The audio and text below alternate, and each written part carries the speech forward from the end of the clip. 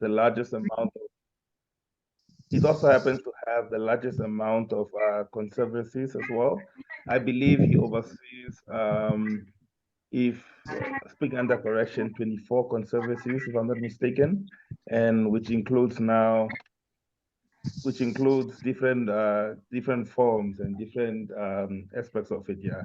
So he spearheads a lot of movements and spearheads a lot of wildlife movements and spearheads a lot of initiatives in regard. So we thought it would be nice to actually have someone that knows and that relates to the industry from a point of view of a leader that actually spearheads this movement. So that was the ideology around it, and I think hopefully when he gets on, he gets to speak a little bit on it. Yes. Thanks, Hage. Do you mind giving a little bit of context too on that particular region, especially for the American folks on the call or who are watching the video? They might not know what's so interesting about that region, and kind of maybe even contextualize that region and what maybe species are there and what's going on with wildlife in that particular part of the country. And then if actually it would be also interesting too, if there are any folks on this call who are from that region to maybe share a perspective, but I'm not sure, you might have a better idea than me. Yes, so the region basically is, let's say, from central to northern Namibia, because it carries, I'm not sure about the size of it, but I know it trenches until the ocean, because it reaches the ocean in Sokomun side. It reaches the side of central near Charongo side. So it's a huge piece of land with different types of landscapes. So you get semi-deserts, you get desert, you get Sahara, you get forest, you get dry land, rocky land with all types of vegetation and all types of animals that are there. So Etosha happens to be a portion of Etosha, the larger portion of Etosha, inhabited in Kunene region, which is now the hub of our tourist attractions, basically. And so in that area, you get to see a lot of different types of wildlife, and different types of areas with different aspects on it. There happens to be something that I went to go discover myself, was they have a fountain, like almost like a hot spring, but a certain fountain in Varamkole. In Varamkole, it's a natural spring that looks like you're in Bali. And I have no idea why it's not massively developed. I just recently found it. But I think it's one of the most interesting regions, basically. And hopefully, we get to have a lot of projects in that region, depending on the type of projects that we'll have from the participants. Um, if possible, or if he permits it, or whatever, however it goes, we're hoping to be able to enforce some of our initiatives in that region. Yes.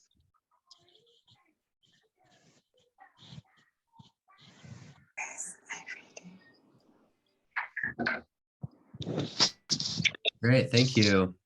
Is anyone on the call from that region? Oh yeah, thank you. Do you mind sharing a little bit about your perspective as someone who's from here, and especially as it relates to wildlife conservation?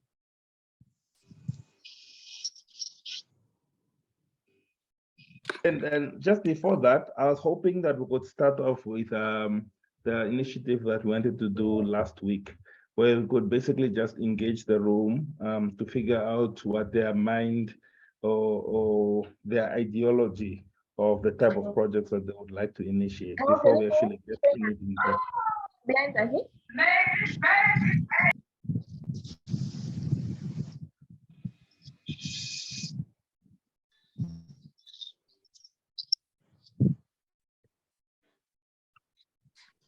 Yeah, let's go with Vikale. Let's hear maybe your perspective real quick, and then we can go on to Hage's prompt. Yeah, go ahead, please. A good day. Can you hear me? Great. Yes. So I am also from the Kunene region, and I also know of Baramkwele, where he's talking about the hot spring. And they also have a canyon, but it is living. So Sesfontein has a lot of water, and the people in Sesfontein, they have free water, so to say. They don't pay for water. All of the rivers that are flowing down are flowing towards that region, and they also have elephants in that area. They also have elephants in the Derit, where they have the Kmap River. And then in Sesfontein, they have the Nhwanip River. These all rivers, they meet. And then here where I am is also in the Kunene region, and this is more close to Korijas. So we have Korijas. From Korijas, Sesfontein is 300 kilometers from Korijas. And then the Ukap is from Uis, from here to Uis. And then those rivers are they all have elephants. And these elephants are divided into herds. So we have here in the conservancy that we have the Ukap herd. And then in the Derit area, there we have the Mama Africa herd. And different animals environment, and they have also adapted different ways of living. There are also companies like IERA. They study the movements of these elephants for the people, and then they inform the people of the elephants' movements before the elephants come to the people. So I was reading, we're busy with the human-wildlife conflict. So in a way for us to move it forward, I would encourage teaching people on how to coexist with animals that are around here, and for them to stop fearing these animals, and also stop driving them out of here. Because in the Kmap Conservancy, that conservancy members, they have rhinos, and they are taking well care of the conservancy from those rhinos. There's a lot of tourism going on there. They have a lot of investors. They have employed a lot of youth from that community, but they are going to take the minister to court because the minister now wants to remove the rhinos from that area and bring a mine. And the argument is that the mine is changing the landscape, and it's also driving out the animals. So that is what we are facing here in Kunene so far. That's really amazing context. Thank you for sharing. Just a few follow-up questions that I think folks might be interested in. When you mentioned human-wildlife conflict, particularly around elephants, what are some examples of how that conflict manifests? What are the challenges that happen from the people's perspectives and maybe from the animals' perspectives as well? So along where you said in Etosha, there are much wealthier farmers. So they have more animals, it's more white people occupied land. So they are also blocking the rivers, trying to store more water for their farms or so. So the water is not flowing as it was flowing all those years ago. So it's not reaching all the areas that it used to reach, to where the elephants are. So as a way of mitigating, people are busy building elephant dams. But since there are big dams built, but there is no water,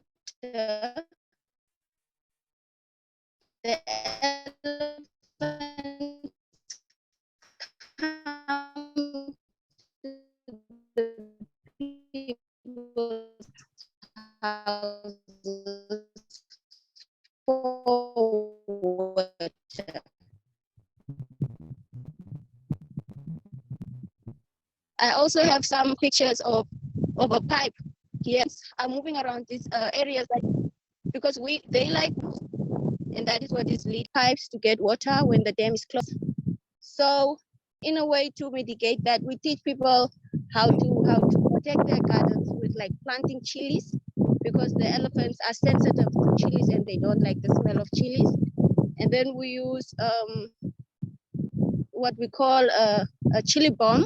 We take cow dung and we mix it with the chilies, and we dry it out, and then we have a ball that is dry.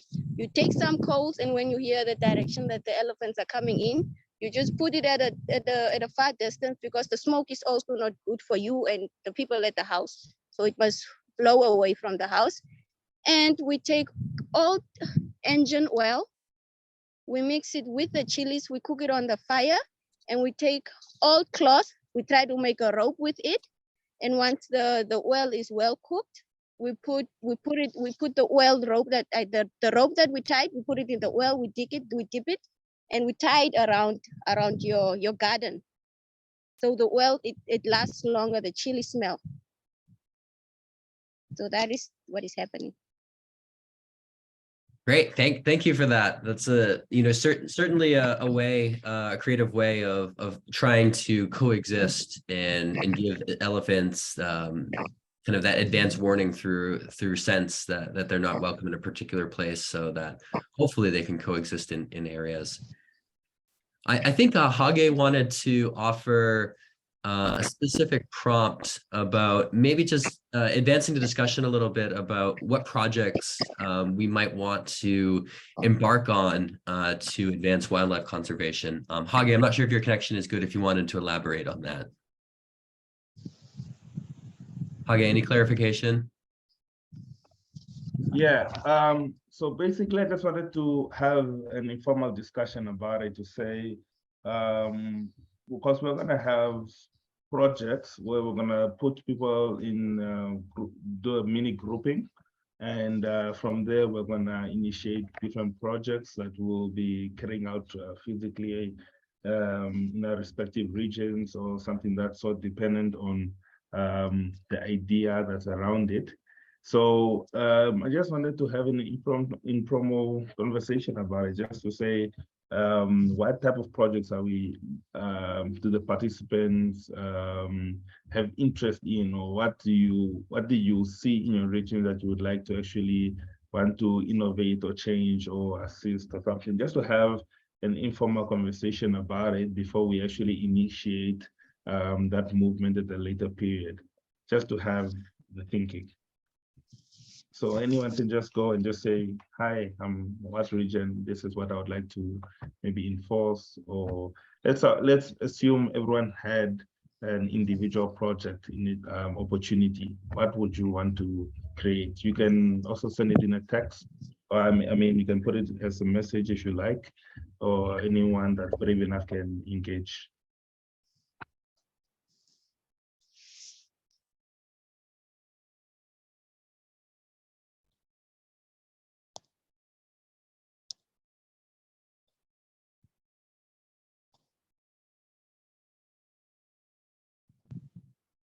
Yeah, good question there in the chat. So can the project be outside the region where one lives? Hage, what are your thoughts on that?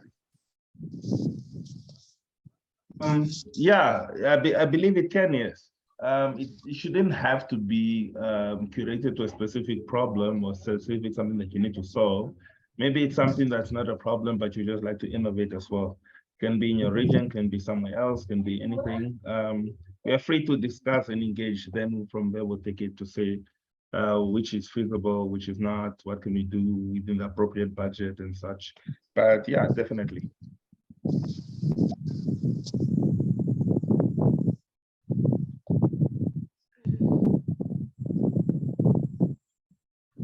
Yeah, let me just repeat the question in case it wasn't clear for folks. What Hage was asking is, he wanted to get some ideas, particularly from the Namibian cohort. What types of projects and what activities would people be interested in running to feel like it's meeting a community need and an environmental need?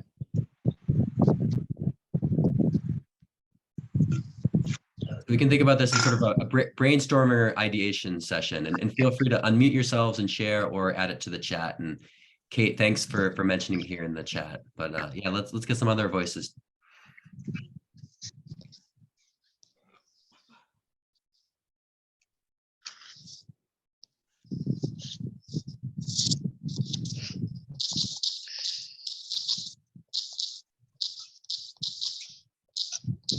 Hello. Am I audible? Yeah, go ahead. Sorry, I might be having a noisy background because I'm coming to school right now, so excuse me for that. Me personally, my main concerns are really land conservation and water conservation. So I don't know if all of you experience the same problems in your region. So this would go with regions with a high waterfall and all that. Because what we usually get in my region, because I'm more concentrating on my region because it's close to home, so I think I understand the problem better than outside. So there's always water that I feel like is going to waste and could be used in a better way. Because same as I didn't get her name, but I think Promise as you were saying about elephants, we experience more or less the same thing. But it's not due to like the elephants want to pass to get water. Ours is more on their way to get the water, it's somewhere in the middle. So they do have wildlife conflict with the residents there due to the fact that due to the fact that they want to pass through, so we are always in their way. So we also use mitigation methods such as that, such as burning coal and all that. So if we could, and the problem is that they always use the same trail to get to the water and also to get to the water. So in my experience, I would like if we know the trail, we are aware the same strategy all the time. Because elephants have this thing whereby they don't go around something, they'll just storm right through it. So when they storm right through, it's usually people's houses and all that. So I'm still brainstorming on an idea by where maybe if we know the route, then maybe we could always encourage the people in our community to, switch their fences according to the elephants so that they take the same. The elephants don't cause destruction of their houses and all that. But I'm still brainstorming the idea because some locals don't want to keep their farm, so they keep smaller land and all. There's a lot of to still think about when it comes to how to give for the people and without them reacting negatively. That's it. Thanks for that. I think the audio is getting a little bit muddled, but thanks for sharing that. And yeah, just wanted to check if other people had some thoughts.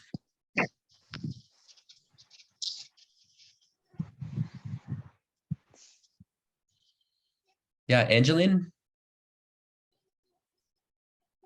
Let's see, or Omagano or Jacopita, feel free to jump on in. Hi everybody. I hope you're doing fine. So on the project that I would like to work on, I like to think of issues in a multidimensional way.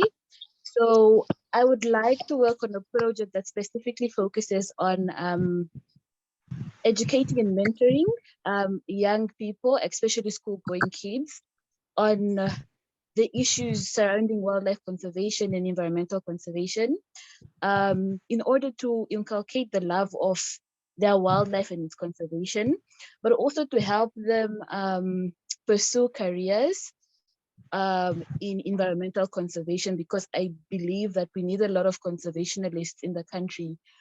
So they're able to take up careers of that nature. So they're able to also work towards protecting the environment and really just being at the forefront of communities where they grew up in, but doing so in a manner that is informed, research-based, and educated. So that's the idea that I have so far. And I'm also hoping to work on other projects with other participants. Thank you. Yeah, thank you. That's great for us to consider. I really appreciate that. Jacopita, what would you think you want to work on? Hello, everyone. So what I'm thinking about right now is working on a wildlife conservation project that is based or that is catering for like wildlife and farmers, because as we know, a lot of farmers own property where they have their, their livestock, and at the same time, their properties are also home to cheetahs and lions and stuff. So in most cases, you find that farmers end up killing and shooting lions and cheetahs because they are eating farmers' livestock. So I would like to work on a project that caters for both, in a way that when such events happen, there is a conservation organization that is responsible for, coming in and checking the situation and removing or safely removing that type of wild animal from the environment instead of killing it. So something in that line, yeah. Yeah, that's really great. So I mean, it seems like there's some really interesting educational opportunities in community outreach that needs to be done. Absolutely. Other thoughts?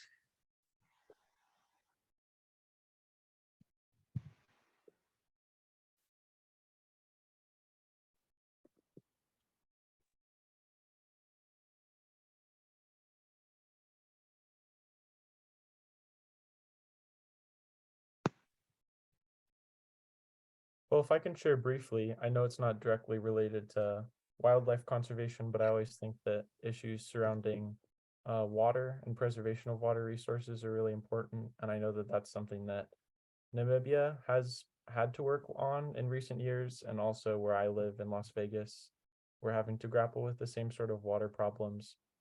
And I think that that's pretty related to conservation, at least indirectly, and that if there's no water for people or animals, there's going to be a pretty dire future for both. So I think that integrating some sort of plan, whether that's education or otherwise, to address the water crisis, that I think that's a valuable contribution. Yeah, absolutely. And really just having a good sense of the similarities between your region of the world and Namibia. Certainly water quality, water conservation is a big one for humans and wildlife. So thanks for mentioning that, Zachary. Looks like we've got a hand up from someone. I'm not sure the name, just says iPhone. So.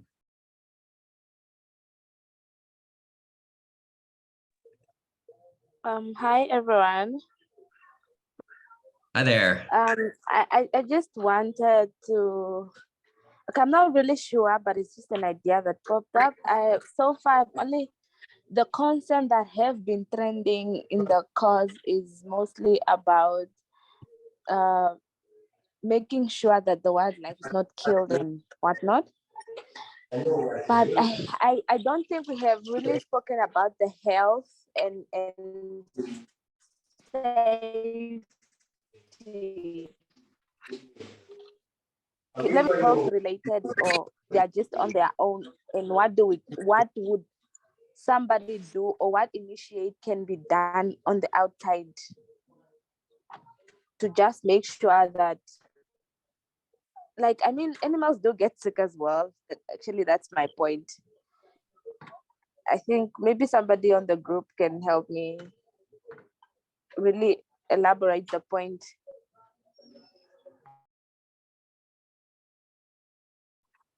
Yeah, thank you. Any comments from others to help her elaborate?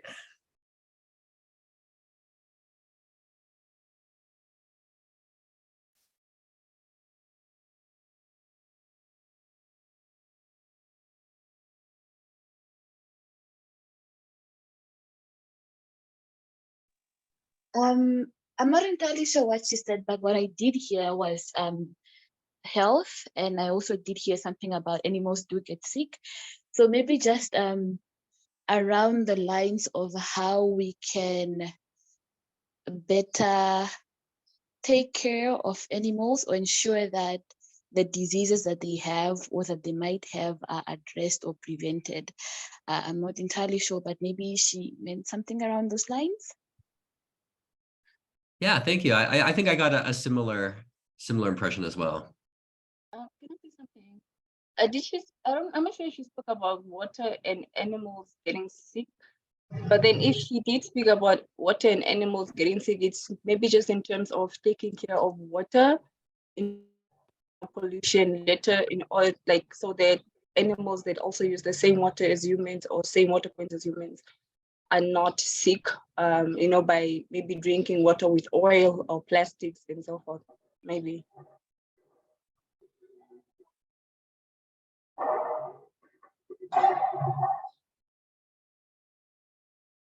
I'm just going to share my screen real quick just to highlight something that I think we talked about in the Green Leaders Academy. I wanted to remind folks of the Center for the Behavior and the Environment, levers and strategies for behavior change. Just because as we're starting to think about what we might do for wildlife projects and wildlife conservation projects, different activities that we could do, or what we call kind of levers here, to change behavior. And of course, it depends on what the problem that we're trying to address and what outcome we're working towards. But we were talking a lot about behavior change and education, getting people to think differently about their interactions with wildlife. And so you can consider some of these levers. So emotional appeals, social influences, choice architecture, information, material incentives, and rules and regulations. And I think what we'll want to do as we think about the structure of these projects is think about what's working right now, or maybe what's not working, what some of the gaps are. And that might help us define a little bit what the opportunities are for interventions that could address these challenges. But I just thought I would remind folks of that as we're starting to think about the big picture of these projects.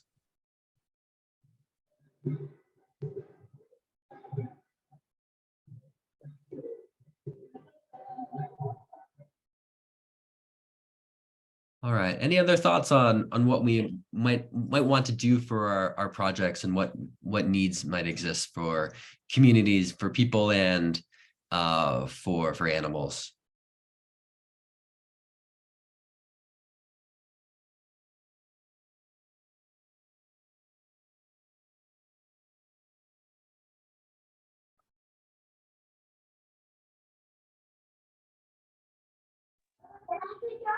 Hi, good afternoon. Hi. Please repeat the question. Yeah, so we're just continuing that conversation. If there are any other ideas about what people might want to do for projects to advance wildlife conservation in Namibia. So just continuing the thread that we've been on. Okay, well, so this is not really based in the community where I'm from, but for the past few months now, there's been cases of rhino poaching in Namibia. Back in the days, it was actually the elephants, but now it's rhinos. So I'm thinking maybe, I'm not saying there are no laws against poaching and all these things, but I'm thinking maybe more projects, like a better project to actually teach the people and the community of the importance of this, and to report certain cases like this. And I don't know really what is happening, and I don't know who's really poaching, even though the cases have been there. But I just feel like maybe the nation needs to hear more about the importance and the reason of conserving the wildlife and stuff like that. So yeah, something in that line. Appreciate that. Thank you. And then Esther.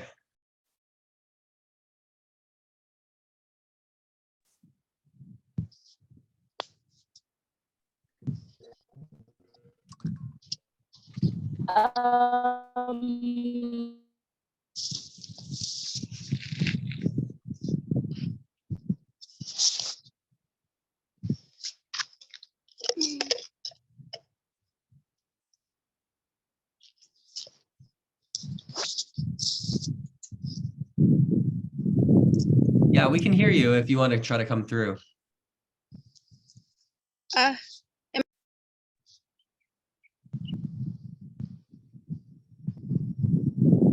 Hello, can you hear me? Yeah, it's coming through. Okay. So we do have a lot of schools in the bushes, right? So, and a lot of these kids do not know how to interact with these animals. So we have to, in a way, like incorporate this elephant education to these kids. So it's like a natural response for them to know how to react when they get like a elephant in different zones, because the elephant has 4 zones, right? So when you see an elephant, you have to study in what zones the elephant is. So I will go deeper in that some other time. We need to bring this education to the kids at the school. That is my point.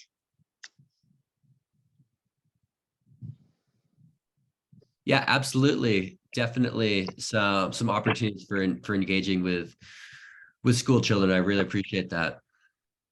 Yeah. Especially during weekends, we can use weekends, because during the weekends, these kids are just free at the school. And they have study sessions twice a day, and that is during the week from Monday to Friday. And on weekends, they are free. So you can choose a day, like Sunday is good. On Saturday, they usually do their chores, wash their clothes, and organize themselves for the school. And then on Sunday, we can use a few hours of the day in Sunday to teach these kids around these things, and take pictures, and also show them the picture of the zone that I mean in the four zones, which is the comfort zone, it is the critical zone, it is the warning zone, and it's the alert zone. So they know like what dangers they are in, because you cannot tell how safe you are of an elephant by measuring the distance of the elephant from you. You measure the safety of the attack by the mood that the elephant is in. You understand? First, you need to know what mood this elephant is in for you to know whether you are safe or not. You don't have to be like, no, I'm too close to this elephant or I'm too far from this elephant to determine your safety. Exactly. Yeah, no, I really appreciate that. Thank you. Angeline, did you have something you wanted to add? You're welcome.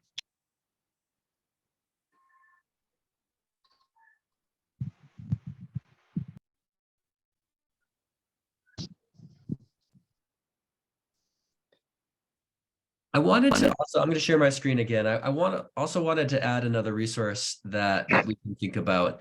Has anyone in this heard about logic models before? Logic models for program design.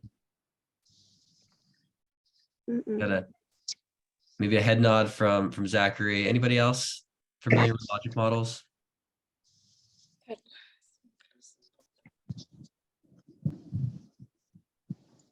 Yes.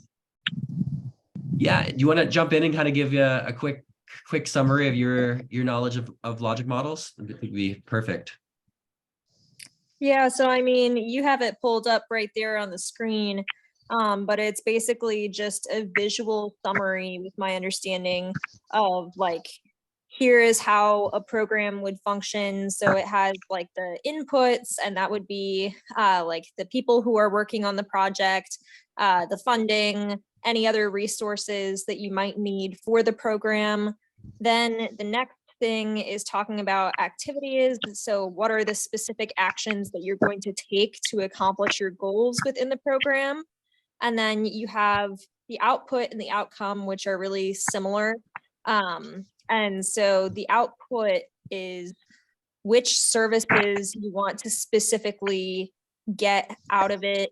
And then the outcome is like more of the long-term, what are people going to gain? So like, for example, if a program is trying to do specific actions in a certain community to reduce poverty, you might say like the output is this many people have risen above the poverty line, and the outcome would be that poverty has been reduced. Yeah, thanks for that, Kate. I really appreciate that. It's a great summary of logic models, and really what we're trying to do as we think about projects is when we think about the challenges that we're trying to solve in kind of our destination. So our current state is kind of the challenge, and then our destination is that changed place. And then we kind of use our logic to have a clear pathway for getting there. And that helps us to be really clear for everybody who's part of a project what it means to be successful and what are the necessary elements of that project. And so what I would encourage all of you to start thinking about as you start thinking about the impact that you want to have in regards to wildlife conservation, we can really start to think about how we might muster the right resources to solve the problem that's really core for us. And often when I see projects that get a little bit off track is there's not this clear line of starting with your resources and starting with your goal and aligning your activities with those ultimate outcomes. And it's not too challenging to do this, but it's definitely something that requires a little bit of practice to go from that beginning state where there's a challenge to that end state where we want to create that change that is necessary for folks or for a particular community, or in this case for wildlife conservation. And so if I were just to kind of brainstorm an education logic model or wildlife conservation education a logic model, when I think about the resources and the inputs, so if our goal, for example, is to decrease human wildlife conflict, we could think of the resources that we have are maybe the community knowledge of animal herds and animal interactions. We would think of maybe some scientific knowledge that we could offer. Maybe there's some community strategies that have worked well in the past or in different areas. The activities that we could do are, as we discussed, maybe some weekend training for students. Maybe we could prompt the students to interview their elders in their community, the parents and grandparents and aunts and uncles, about what they believe are some of the challenges with wildlife conservation. And those outputs are basically maybe some actions that the students could take after we train them. And then outcomes after it would be hopefully less wildlife human conflict as an end result of that. And we would try to, maybe we would have some data that would allow us to see if we're successful. For example, we might say in one village, there was a problem with an elephant or an elephant herds 10 times in 1 month, but after the education and maybe some of the strategies, maybe that was down to 5 times per month. And that way we can really see from the very beginning to the end, we have a clear pathway for our intended impact. But we'll be talking a little bit about this for the next couple of weeks. Vichala, did you have one more comment or thought that you wanted to add to that? Yes, with the wildlife conflict, right? So when an elephant comes and attacks a homestead, like you said, we should teach the community members living with the elephants how to identify these elephants. So when you identify an elephant, yes, all the elephants look the same, but they do have differences on their bodies. They have marks and tears, and some of their tusk breaks from the way that they use their tail. Some have less hair. So you teach them. No, you look at the head structure. You try to identify whether it's a male or a female. You teach them on how to track these elephants to identify whether it is a male or a female that you are trying to catch. You try to name them and say, no, the bull that you're talking about is which bull exactly. You teach them to look at the tusks, each one, the right one, the left one. You teach them to look at the ears. There are always some cuts and tears in the ear. So you have to check the left tusk, the left ear, and also study the right ear. And then you check the tail. You look for the hair. You look for it downwards and also upwards, and also from each side to see which hair is less and which hair is more. So you can, when the people come from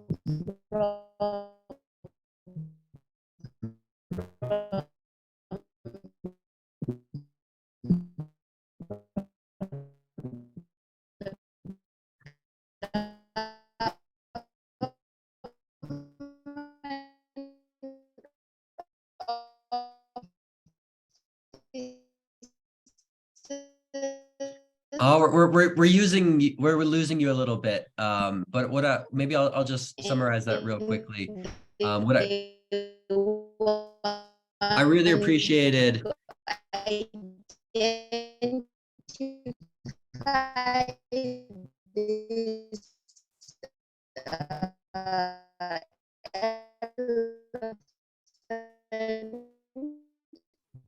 the people give the right description.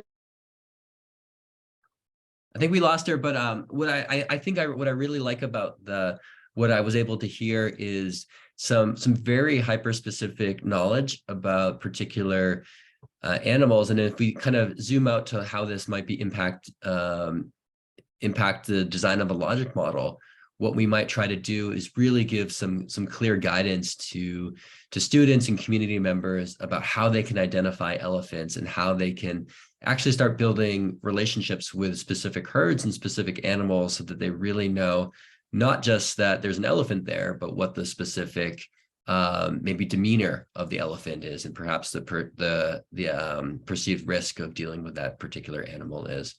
And so all of that translates into really incorporating local knowledge into the program design, into the activities, so that is relevant to that place, rather than something that might be relevant much more generally. I think at this point, I'm going to hand it over to Hage, and he'll kind of set us up for wrapping up, because it looks like the governor was unfortunately unable to get a strong connection. So Hage, over to you.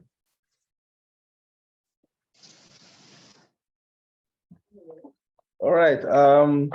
I believe we might have him in the next session because he was unable to connect now. He did send me a text saying that he's trying to connect, but he's unable to, unfortunately. So we might get to hear and have a mini Q&A session with him at a later period. But I like the fact that generally almost everyone had the concept of an idea of what they would want to implement, or a possible problem for a solution for a problem, which is great because it allows for us to consolidate all these different ideas and initiatives, and to create either maybe one, we could even end up creating a compilation of projects that just get compressed into one and such. But I like the feel that we are all enthusiasts. We're all excited and looking forward to that phase where we get to walk and push and finally get to meet in person. And yeah, so we will definitely sit and engage on that in the future, in the near future. But yeah, so with that said, I believe we can close off the session unless there's something else on the agenda. I think that's good. Any final comments or questions from folks on the call?